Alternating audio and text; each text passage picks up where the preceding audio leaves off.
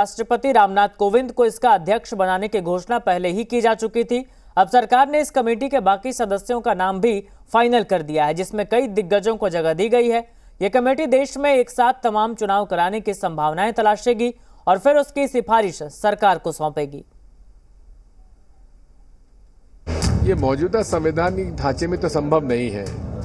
शायद उनकी मंशा भारतीय संविधान बदलने की है, क्योंकि वो शुरू से भारतीय संविधान के खिलाफ रहे हैं। वन नेशन वन इलेक्शन जो बात बीजेपी कर रही है वो अनकॉन्स्टिट्यूशनल है। देश की सियासत इन दिनों फुल चुनावी मूड में है, जिसमें गठबंधन की तैयारी है, स्लोगन है, संकल्प है, मीटिंग है, कमेटियां हैं और तमाम वो सारे दांवपेच भी हैं जिससे न सिर्फ अपने विरोधी को जुबानी हमले से बैकफुट पर धकेला जा सके, बल्कि चुनावी मैदान में भी करारी शिकस्त दी जा सके।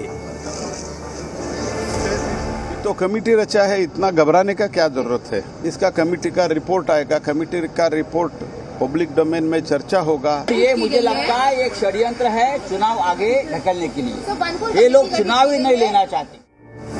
लेकिन इसके साथ ही एक बेचैनी भी है कि 2024 के चुनाव कहीं जल्दी तो नहीं होने वाले। एक देश एक चुनाव का फॉर्मूला अगले चुनाव से ही तो नहीं लागू होने वाला, और अगर ऐसा हो गया तो उसमें कौन बाजी मारेगा। या तो चुनाव टालने की साजिश है कि कमेटी एक साल में रिपोर्ट देगी, तब तक चुनाव नहीं होंगे। Honorable Prime Minister Sri Narendra Modi has taken a very landmark decision.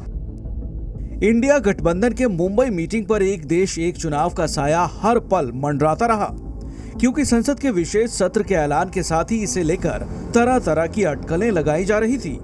तो इंडिया गठबंधन ने चुनाव के लिए तैयार रहने की हुंकार भरकर सरकार की तैयारियों पर पानी फेरने की कोशिश की। अब कोई ठिकाना नहीं है, चुनाव समय के पहले भी हो सकता है, कोई ठीक नहीं है। इसलिए हम लोगों को भी तो अलर्ट रहना न पड़ेगा। इसलिए हम लोग सब इंटरनल बात पूरा कर लिए। लेकिन एक देश एक चुनाव पर तमाम चर्चाओं और कयासों के बीच सरकार ने इस पर कमेटी बनाकर अटकलों को और हवा दे दी।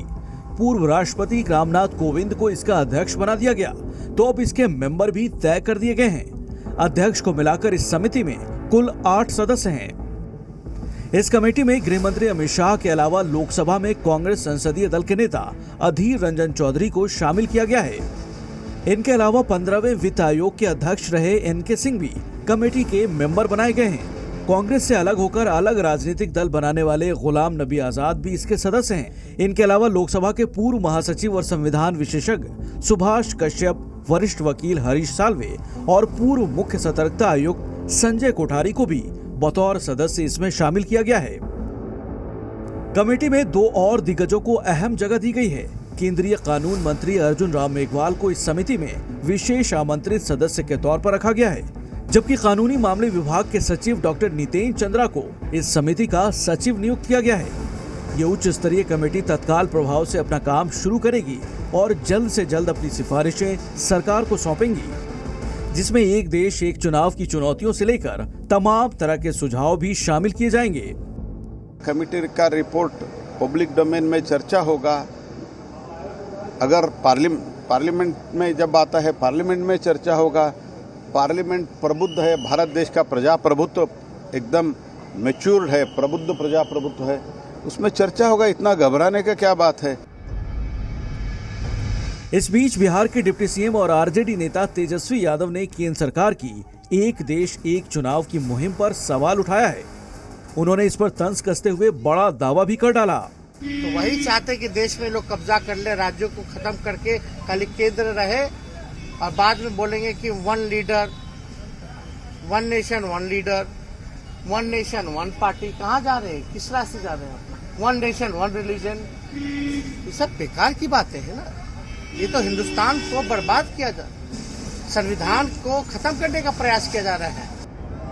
संविधान और सियासत के जानकारों के मुताबिक एक देश एक चुनाव के कॉन्सेप्ट पर अभी भी कुछ कह पाना जल्दबाजी होगी, क्योंकि इसे सरकार कब लेकर आती है और उसका रोड मैप क्या होगा ये अभी साफ नहीं है। साथ ही इसे अमली जामा पहनाने के लिए भी कई पड़ावों से गुजरना होगा, जिसमें संवैधानिक संशोधन जैसे मुश्किल पड़ाव भी शामिल हैं। दिल्ली से विशाल पांडे के साथ ब्यूरो रिपोर्ट, जी मीडिया। और इस वक्त एक और बड़ी खबर सामने आ रही है। एक देश एक चुनाव पर जो कमेटी बनाई गई है उसका सदस्य बनने से अधीर रंजन चौधरी ने इनकार कर दिया है। एक देश एक चुनाव समिति का सदस्य बनने से अधीर रंजन ने इनकार कर दिया। आपको बता दें कि एक देश एक चुनाव को लेकर एक कमेटी का गठन किया गया है। ये बात पहले तय हो गया था कि पूर्व राष्ट्रपति रामनाथ कोविंद इसके अध्यक्ष होंगे, जिसके बाद आज अधिसूचना जारी की गई, जिसके मुताबिक अमित शाह, हरीश साल्वे, अधीर रंजन समेत अन्य लोग इस कमेटी के मेंबर बनाए गए। लेकिन अब ये बड़ी खबर सामने आ रही है कि अधीर रंजन ने इस कमेटी का सदस्य बनने से साफ तौर पर इनकार कर दिया है।